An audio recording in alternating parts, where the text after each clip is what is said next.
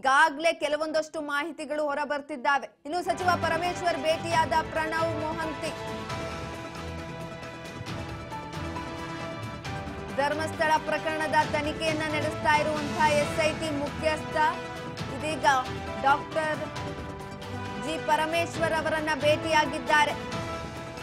ಸದಾಶಿವನಗರದ ನಿವಾಸದಲ್ಲಿ ಪ್ರಣವ್ ಮೊಹಂತಿ ಭೇಟಿಯಾಗಿರುವಂಥದ್ದು. ಗೃಹ ಸಚಿವ ಪರಮೇಶ್ವರ್ ನಿವಾಸದಲ್ಲಿ ಭೇಟಿಯಾಗಿ ಚರ್ಚೆಯನ್ನ ನಡೆಸಿದ್ದಾರೆ. ನಿನ್ನೆಯ ಕುರುಹು ಪತ್ತೆ ಬಗ್ಗೆ ಮಹತ್ವದ ಸಮಾಲೋಚನೆಯನ್ನ ಕೂಡ ನಡೆಸಲಾಗುತ್ತೆ. ಇಂದಿನ ಪರಿಶೀಲನೆ ಬಗ್ಗೆಯೂ ಕೂಡ ಪರಂಗೆ ಪ್ರಣವ್ ಮಾಹಿತಿಯನ್ನ ಕೊಡ್ತಾರೆ. ಸಚಿವ ಪರಮೇಶ್ವರ್ ಅವರನ್ನ ಇದೀಗ ಪ್ರಣವ್ ಮೊಹಾಂತಿ ಭೇಟಿಯಾಗುವ ಸಾಧ್ಯತೆ ಇರುವಂತದ್ದು. ಧರ್ಮಸ್ಥಳ ಪ್ರಕರಣದ ತನಿಖೆಯನ್ನ ನಡೆಸ್ತಾ ಇರುವಂತಹ ಎಸ್ಐಟಿ ಮುಖ್ಯಸ್ಥ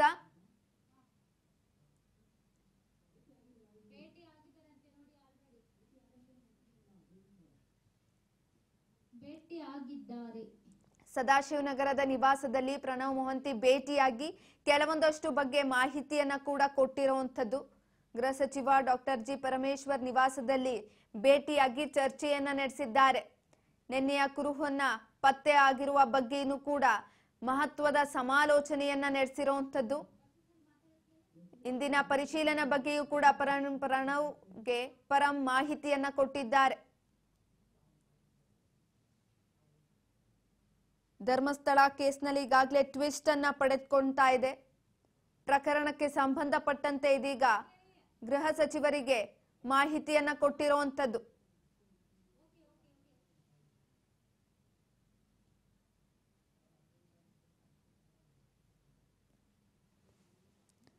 ನಿನ್ನೆ ನಡೆದಂತಹ ಕಾರ್ಯಾಚರಣೆಯಲ್ಲಿ ಹಲವು ಮಾಹಿತಿಗಳು, ಅಸ್ಥಿಪಂಜರಗಳು, 12 ಮೂಳೆಗಳು ಲಭ್ಯವಾಗಿರುವಂತದ್ದು.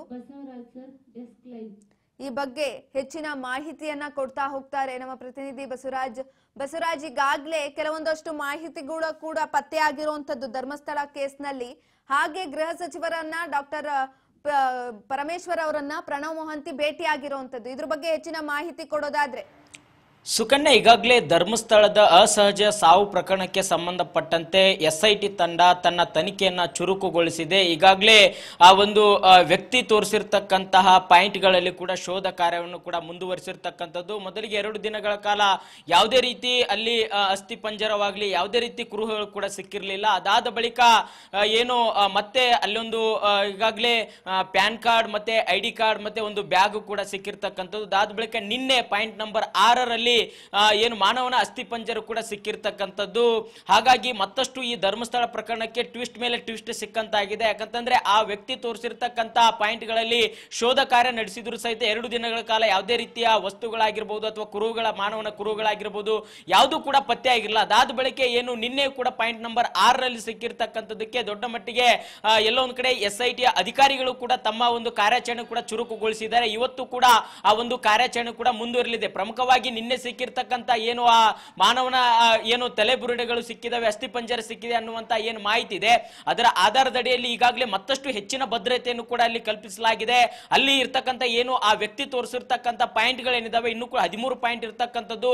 ಆ ಒಂದು ಪಾಯಿಂಟ್ಗಳು ಕೂಡ ಹೆಚ್ಚಿನ ಒಂದು ಭದ್ರತೆಯನ್ನು ಒದಗಿಸಿ ಅಲ್ಲಿ ಕೂಡ ಈಗ ಅವನು ತೋರಿಸಿರ್ತಕ್ಕಂಥ ಪಾಯಿಂಟ್ಗಳಲ್ಲಿ ಕೂಡ ಅದನ್ನ ಹೆಚ್ಚಿನಾಗಿ ಅದನ್ನ ಶೋಧ ಕಾರ್ಯವನ್ನು ಕೂಡ ನಡೆಸಿರ್ತಕ್ಕಂಥದ್ದು. ಮತ್ತೆ ಅಲ್ಲಿ ಅವನ ಸಂರಕ್ಷಣೆ ಮಾಡುವಂತ ನಿಟ್ಟಿನಲ್ಲಿ ಕೂಡ SIT ತಂಡ ಕೂಡ ಮುಂದಾಗಿರ್ತಕ್ಕಂಥದ್ದು. ಯಾಕಂತಂದ್ರೆ ಆ ವ್ಯಕ್ತಿ ಇನ್ನೂ ಕೂಡ ಹಲವಾರು ಪಾಯಿಂಟ್ ಗಳನ್ನು ಕೂಡ ತೋರಿಸಬೇಕಾಗಿದೆ. ಅದಕ್ಕೆ ಸಂಬಂಧಪಟ್ಟಂತೆ ಈಗಾಗಲೇ ಅಲ್ಲಿರ್ತಕ್ಕಂಥ ಧರ್ಮಸ್ಥಳ ಪೊಲೀಸ್ ಠಾಣೆ ಆಗಿರಬಹುದು ಮತ್ತೆ ಅಲ್ಲಿರ್ತಕ್ಕಂಥ ಸುತ್ತಮುತ್ತ ಪೊಲೀಸ್ ಠಾಣೆಗಳಿಂದಲೂ ಕೂಡ SIT ಅಧಿಕಾರಿಗಳು ಈಗಾಗಲೇ 20 ವರ್ಷಗಳ ಹಿಂದೆ ಏನೆಲ್ಲ ಒಂದು ಅಲ್ಲಿ ಪ್ರಕರಣಗಳಾಗಿದ್ವು ಆ ಒಂದು ಪ್ರಕರಣಗಳ ಎಲ್ಲ ವಿವರಗಳನ್ನು ಕೂಡ ಕೊಡಬೇಕು ಅನ್ನುವಂಥದ್ದು ಈಗಾಗಲೇ SIT ಅಧಿಕಾರಿಗಳು ಪತ್ರವನ್ನು ಕೂಡ ಬರೆದಿರ್ತಕ್ಕಂಥದ್ದು. ಇಂಚಿಂಚಾಗಿ ಅಂದ್ರೆ ಹಿಂದೆ ಆಗಿರ್ತಕ್ಕಂಥ ಎಲ್ಲಾ ಒಂದು ಹತ್ಯೆ ಪ್ರಕರಣಗಳಾಗಿರ್ಬೋದು, ಅಲ್ಲಿ ಯಾವ ರೀತಿ ಶವಗಳನ್ನ ಹೂತಿಟ್ಟು ಇಟ್ಟಿದ್ದಾರೆ, ಅದಕ್ಕೆ ಕಾರಣ ಏನು, ಇವೆಲ್ಲವನ್ನು ಕೂಡ ಇಂಚಿಂಚು ಮಾಹಿತಿಯನ್ನ SIT ಅಧಿಕಾರಿಗಳು ಕಲೆ ಹಾಕ್ತಾ ಇದ್ದಾರೆ. ಪ್ರತಿದಿನವೂ ಕೂಡ ಇವತ್ತೇನ್ ಸಿಗುತ್ತೋ ಅನ್ನುವಂತಹ ಕುತೂಹಲದ ಮೇಲೆ ಕೂಡ SIT ಅಧಿಕಾರಿಗಳು ಸಾಕಷ್ಟು ಶೋಧ ಕಾರ್ಯ ನಡೆಸಿದ್ದಾರೆ. ಯಾಕಂತಂದ್ರೆ ದೊಡ್ಡ ಮಟ್ಟದಲ್ಲಿ ಧರ್ಮಸ್ಥಳ ಅಸಹಜ ಸಾವು ಪ್ರಕರಣ ಇರುವಂತಹ ಸಂದರ್ಭದಲ್ಲಿ ಹಲವಾರು ಕುರುಹುಗಳು ಕೂಡ ಇರಬೇಕು ಅನ್ನುವಂಥದ್ದು ಅಲ್ಲಿ ಸಾಕಷ್ಟು ಲೆಕ್ಕಾಚಾರ ಆಗ್ತಾ ಇದ್ದಾರೆ. ಈಗ ವ್ಯಕ್ತಿ ಕೂಡ ಸಾಕಷ್ಟು ಆ ಸ್ಪಾಟ್ ಗಳನ್ನ ತೋರಿಸ್ತಾ ಇದ್ದಾನೆ. ಹಾಗಾಗಿ ಆ ಸ್ಪಾಟ್ ನಲ್ಲಿ ಏನೆಲ್ಲ ಸಿಗುತ್ತೆ ಅನ್ನುವಂಥದ್ದು ಈಗಾಗಲೇ ಸಿಕ್ಕಿರ್ತಕ್ಕಂತ ಏನು ಮಾನವನ ಅಸ್ಥಿ ಪಂಜರಗಳೇನಿದಾವೆ ಅವುಗಳನ್ನ ತೆಗೆದುಕೊಂಡು FSL ವರದಿಗೂ ಕೂಡ ಕಳಿಸಬೇಕಾಗುತ್ತೆ. ಅಲ್ಲಿ ವರದಿ ಏನ್ ಬರುತ್ತೆ, ಯಾವಾಗ ಇದನ್ನ ಶವಗಳನ್ನ ಹೂತಿಟ್ಟಿದ್ರು, ಏನ್ ಕಾರಣ, ಇದು ಪೊಲೀಸ್ ಠಾಣೆಯಲ್ಲಿ ಪ್ರಕರಣ ದಾಖಲಾಗಿತ್ತಾ ಅಥವಾ ಇದಕ್ಕೆ ಗ್ರಾಮ ಪಂಚಾಯತಿ ಆ ಧರ್ಮಸ್ಥಳದ ಗ್ರಾಮ ಪಂಚಾಯತಿ ವ್ಯಾಪ್ತಿಯಲ್ಲಿ ಇದಕ್ಕೇನಾದ್ರೂ ದಾಖಲೆ ಇದೆಯಾ, ಇದು ಅನಾಥ ಶವನ, ಯಾವ ರೀತಿಯಾಗಿ ಅನ್ನುವಂಥದ್ದು ಅದನ್ನ ಪತ್ತೆ ಹಚ್ಚಬೇಕಾಗುತ್ತೆ. ಹಾಗಾಗಿ ಈಗ ತಲೆಬುರುಡುಗಳು ಸಿಕ್ಕಿದಾವೆ, ಕೆಲವೊಂದಿಷ್ಟು ಏನು ಪ್ಯಾನ್ ಕಾರ್ಡ್ ಸಿಕ್ಕಿದೆ, ID ಕಾರ್ಡ್ ಸಿಕ್ಕಿದೆ ಅನ್ನುವಂಥದ್ದು ಇದೆ. ಆದ್ರೆ ಅದು ಇಂತಹದೇ ಇವ್ರದೇ ಅಂತಕ್ಕಂಥದ್ದು ಕೂಡ ಪತ್ತೆ ಹಚ್ಚುವಂತ ಕಾರ್ಯ ಕೂಡ SIT ಅಧಿಕಾರಿಗಳು ಮಾಡ್ತಾ ಇದ್ದಾರೆ. ಹಾಗಾಗಿ SIT ಯ ಒಂದು ಮುಖ್ಯಸ್ಥರಾಗಿರ್ತಕ್ಕಂಥ ಪ್ರಣವ್ ಮೊಹಾಂತಿ ಅವರು ಕೂಡ ಇವತ್ತು ಗೃಹ ಸಚಿವರಾಗಿರ್ತಕ್ಕಂಥ ಡಾಕ್ಟರ್ G ಪರಮೇಶ್ವರ್ ಅವರನ್ನ ಸದಾಶಿವನಗರದಲ್ಲಿರ್ತಕ್ಕಂಥ ಅವರ ನಿವಾಸದಲ್ಲಿ ಭೇಟಿಯಾಗಿ ಚರ್ಚೆ ನಡೆಸಿರ್ತಕ್ಕಂಥದ್ದು ಬಹಳಷ್ಟು ಕುತೂಹಲಕ್ಕೆ ಎಡೆ ಮಾಡಿಕೊಡ್ತಾ ಇದೆ. ಯಾಕಂತಂದ್ರೆ ಈಗಾಗಲೇ ಒಂದು SIT ಅಧಿಕಾರಿಗಳು ಸಾಕಷ್ಟು ಒಂದು ತನಿಖಾ ಕಾರ್ಯವನ್ನು ಕೂಡ ಮುಂದುವರಿಸಿದ್ದಾರೆ, ಅಲ್ಲಿ ಅವಶೇಷಗಳು ಕೂಡ ಸಿಕ್ಕಿರ್ತಕ್ಕಂಥದ್ದು. ಹಾಗಾಗಿ ಅದ್ರ ಬಗ್ಗೆ ಮಾಹಿತಿಯನ್ನು ಕೊಡ್ಲಿಕ್ಕೆ ಪರಮೇಶ್ವರ್ ಹತ್ರ ಬಂದ್ರ ಅನ್ನುವಂಥದ್ದು ಕೂಡ ಈಗಾಗಲೇ ಚರ್ಚೆ ಆಗ್ತಾ ಇದೆ. ಯಾಕಂತಂದ್ರೆ ಪ್ರಣವ್ ಮೊಹಾಂತಿ ಅವರ ನೇತೃತ್ವದಲ್ಲಿ ಈಗ SIT ಅಧಿಕಾರಿಗಳು ಕೂಡ ಇರತಕ್ಕಂಥದ್ದು ಅಲ್ಲಿ ಹೆಚ್ಚಿನದಾಗಿ ಒಂದು ಕಾರ್ಯವನ್ನು ಕೂಡ ಮಾಡ್ತಾ ಇದ್ದಾರೆ, ಶೋಧನಾ ಕಾರ್ಯ ಕೂಡ ನಡೆಸ್ತಾ ಇದ್ದಾರೆ. ಆ ವ್ಯಕ್ತಿ ತೋರಿಸ್ತಕ್ಕಂಥ ಎಲ್ಲಾ ಸ್ಪಾಟ್ಗಳಲ್ಲಿ ಕೂಡ ಈಗಾಗಲೇ ಅದನ್ನ ಶೋಧ ಕಾರ್ಯ ಮಾಡಬೇಕಾಗಿದೆ. ಮತ್ತೆ ಈಗ ಸಿಕ್ಕಿರ್ತಕ್ಕಂಥ ಏನು ಎವಿಡೆನ್ಸ್ ಗಳೇನಿದಾವೆ ಅವುಗಳನ್ನೆಲ್ಲವನ್ನು ಕೂಡ FSL ವರದಿಯನ್ನ FSL ಗೆ ಕಳಿಸಬೇಕಾಗುತ್ತೆ. ಅಲ್ಲಿ ಏನು ವರದಿ ಬರುತ್ತೆ ಅದನ್ನು ಕೂಡ ನೋಡ್ಕೊಳ್ಬೇಕಾಗುತ್ತೆ. ಮತ್ತೆ ಮುಂದೆ ಕೂಡ ಅದನ್ನ ಶೋಧ ಕಾರ್ಯ ಯಾವ ರೀತಿಯಾಗಿ ಮಾಡಬೇಕು ಅನ್ನುವಂಥದ್ದನ್ನು ಕೂಡ ಪರಮೇಶ್ವರ್ ಜೊತೆ ಚರ್ಚೆ ನಡೆಸಲಿಕ್ಕೆ ಪ್ರಣವ್ ಮೊಹಾಂತಿ ಅವರು ಈಗಾಗಲೇ ಅವರ ನಿವಾಸದಲ್ಲಿ ಕೂಡ ಇರ್ತಕ್ಕಂಥದ್ದು. ಸುಕನ್ಯಾ.